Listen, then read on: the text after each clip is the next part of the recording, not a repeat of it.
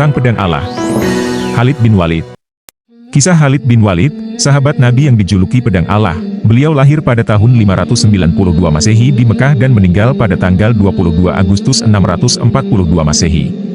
Merupakan seorang pejuang Islam yang sangat hebat. Ia tidak pernah kalah dalam setiap peperangan yang ia pimpin dan berhasil menyatukan Arabia untuk pertama kalinya dalam sejarah. Khalid bin Walid juga menjadi juru tulis Rasulullah Shallallahu Alaihi Wasallam dan memiliki banyak keistimewaan.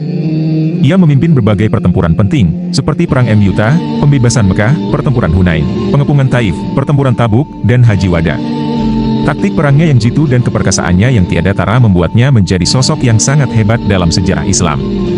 Ada fakta yaitu sebelum berjihad di jalan Allah, Khalid bin Walid pernah memimpin pasukan Quraisy saat Perang Uhud.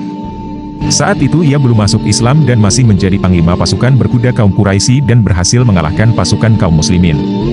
Saat Perang Uhud, strategi yang digunakan Khalid bin Walid adalah memanfaatkan kelemahan kaum muslimin. Saat Perang Uhud memang kaum muslimin ini hilang fokus karena terlalu berlomba-lomba mengambil harta rampasan perang atau ghanimah. Kaum muslimin menyangka bahwa mereka menang dan musuh telah kalah. Namun ternyata pasukan Khalid bin Walid yang masih tersisa malah menyerang balik secara mendadak dan berhasil mengalahkan pasukan kaum muslimin. Setelah melalui Perang Uhud, Khalid bin Walid pun mendapatkan hidayah Allah Subhanahu wa Ta'ala dan memutuskan masuk Islam.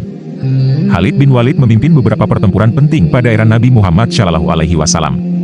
Pertama, dalam Perang Mu'tah, ia kehilangan 9 pedangnya dan mendapat gelar Pedang Allah dari Rasulullah Shallallahu Alaihi Wasallam. Selanjutnya, dalam Pembebasan Mekah atau Fatu Mekah, Khalid memiliki peran besar dalam membangkitkan semangat pasukannya. Di zaman Khalifah Abu Bakar, Khalid memimpin sejumlah pertempuran, termasuk Pertempuran Riddah, Pertempuran Yamamah, dan penaklukan Persia dan Romawi. Dalam pertempuran Yamamah, ia berhasil mengalahkan Musailamah Al-Kadzdzab yang mengaku sebagai nabi.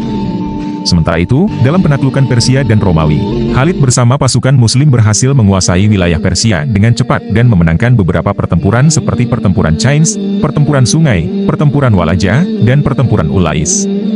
Kisah Khalid bin Walid sebagai panglima perang Islam memberikan banyak teladan yang dapat kita ambil. Salah satunya adalah rendah hati dan tidak sombong meski memiliki kehebatan yang luar biasa. Khalid tetap rendah hati dan tawadu dalam sikapnya. Selain itu, teladan lain yang dapat kita peroleh dari kisah Khalid adalah ikhlas dalam berjuang.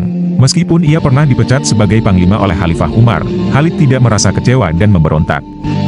Baginya, semua posisi jabatan adalah sama, yang membedakan hanyalah keikhlasan dalam memperjuangkan kebenaran. Oleh karena itu, ia menerima keputusan Khalifah Umar dengan lapang dada.